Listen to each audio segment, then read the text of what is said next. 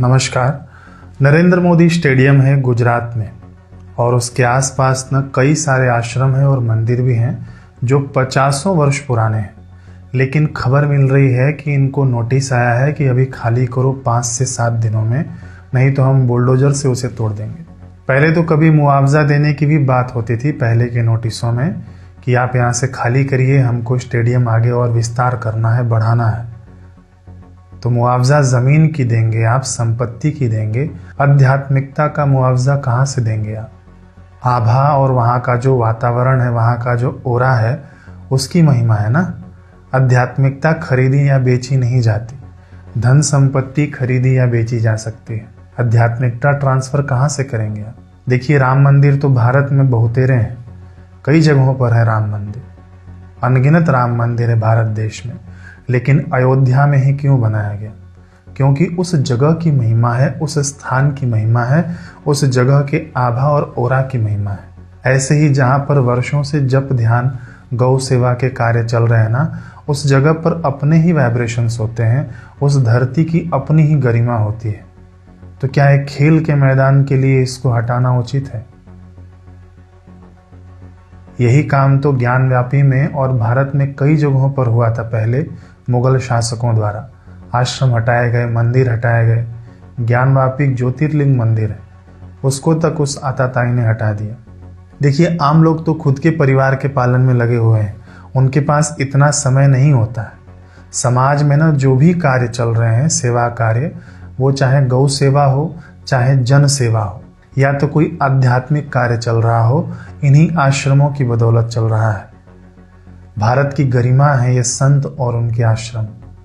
Modernisation के नाम पर संतों और आश्रमों को खत्म करना, ये अपनी जड़ों पर ही कुठाराघात है। अब देखिए, जो केंद्र शासित सरकार है ना, वो तो आए दिन पैसे देती रहती है अलग अलग कार्यों के लिए।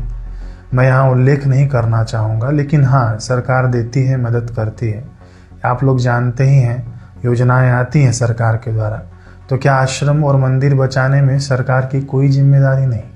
आखिर क्यों 8 से 10 एकड़ की ज़मीन नहीं छोड़ी जा सकती सरकार के द्वारा?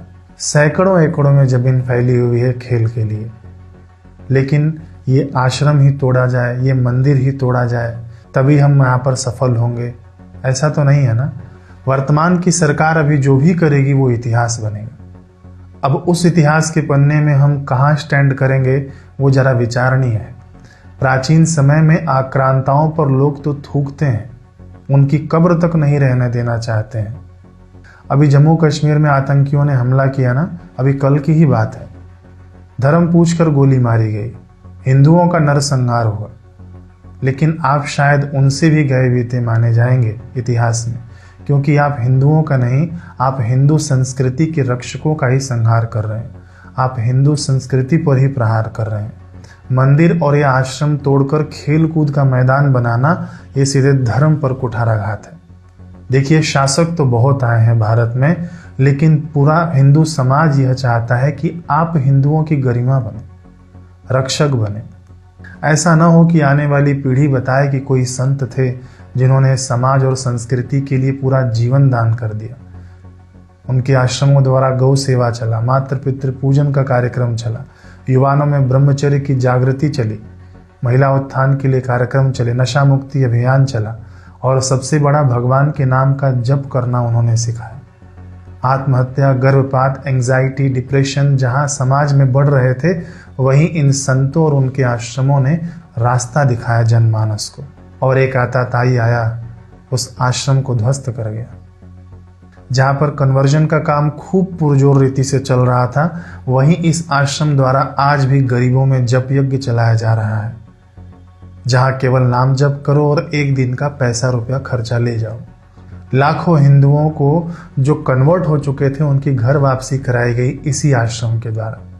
कहीं ऐसा ना हो कि इतिहास में आपको शर्मिंदा होना पड़े। आप कहते हैं ना कि सबका साथ सबका विकास, तो प्लेग्राउंड का विस्तार करने से भारत का विकास हो जाएगा।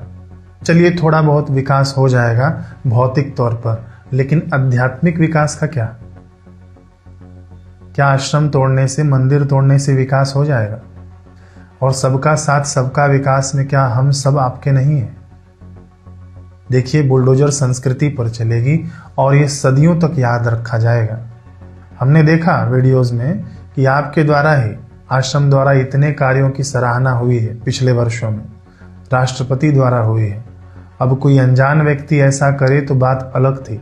समस्त हिंदू संगठन, समस्त परिवार इस आश्रम के सेवा कार्यों को जानता है, तो जानबूझकर क्यों करना है ऐसा?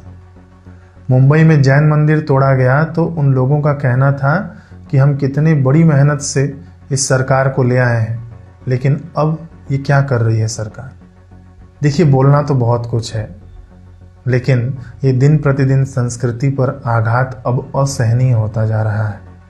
मेरे कड़वे वचनों को मेरे हृदय की पीड़ा समझिए, और आपको बुरा लगा होना तो क्षमा करिए, लेकिन आपको बुरा लगना चाहिए। और मेरी करबद्ध प्रार्थना है इस सरकार से कि आपके राज्य में हम राम राज्य का दर्शन करें। संतों और सनातनियों के रक्षक के रूप में आपकी छवि का हमें दर्शन करना है। अब ये आपके ऊपर है कि आप इस संस्कृति के रक्षक बनते हैं कि आप इसी संस्कृति के भक्षक बनते हैं।